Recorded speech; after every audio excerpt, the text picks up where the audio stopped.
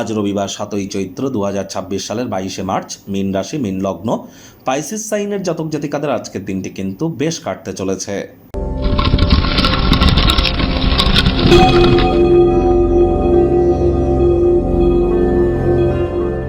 ভিডিওটির শুরুতেই স্ক্রিনে আপনারা দেখতে পাচ্ছেন সূর্যদেবের প্রণাম মন্ত্র। ওম জবা কুসুম শঙ্কাশং কাশ্যপেয়ং মহাদুতিম ধান্তারিং সর্বপাপঘ্নং প্রণতস্মি দিবাকরম। সকাল সকাল ঘুম থেকে উঠে সূর্যদেবকে প্রণাম করে 7বার এই মন্ত্রটি জপ করে দিন শুরু করুন। বছরটি কিন্তু সূর্যের বছর।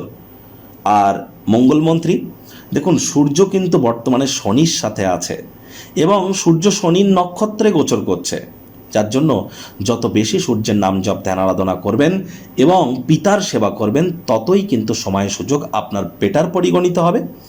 একই সাথে বলবো যে দেখুন, আপনারা অনেকেই বলেন যে আমি ডেলি একই কথা বলি। কেন বলি?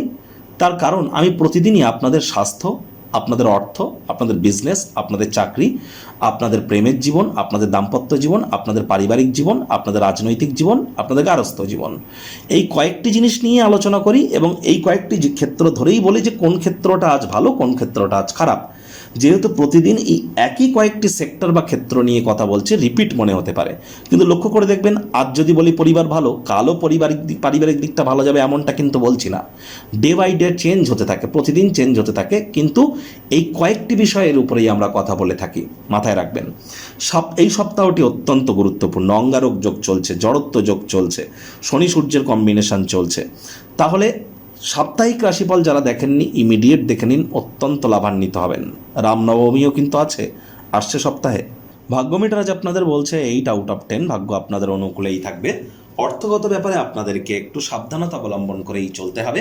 কায়িক পরিশ্রমের কারণে শরীরে ক্লান্তি কিন্তু আপনারা অনুভব করতেই পারেন। তবে দিনের শুরুটা যদি যোগব্যায়াম, ধ্যান, প্রাণায়ামের মাধ্যমে করেন, তাহলে দিনটি দুর্দান্ত। শখ, আহ্লাদ, বিনোদনের মাধ্যমে দিনটি অতিবাহিত করার প্ল্যানিং যদি করেন, তাহলে দিনটি ভালো।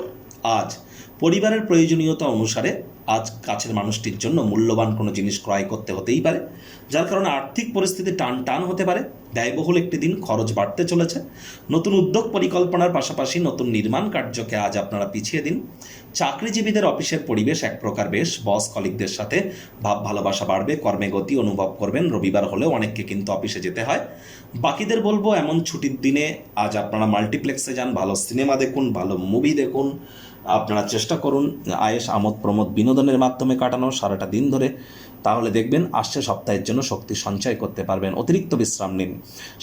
বিদ্যার্থীরা যে কোনো প্রকার পরীক্ষা প্রতিযোগিতায় সফলতা প্রাপ্তি করবেন উচ্চশিক্ষার জন্য। যারা বিদেশ যাত্রার কথা ভাবছিলেন, ভাগ্যদেবীও আপনাদের পক্ষেই আছেন। সন্ততি থেকে থাকলে তারাও তাদের কৃতিত্বের দ্বারা আপনাদেরকে গর্বিত করবে। হাউস ওয়াইফদের জন্য দিনটি বেশ।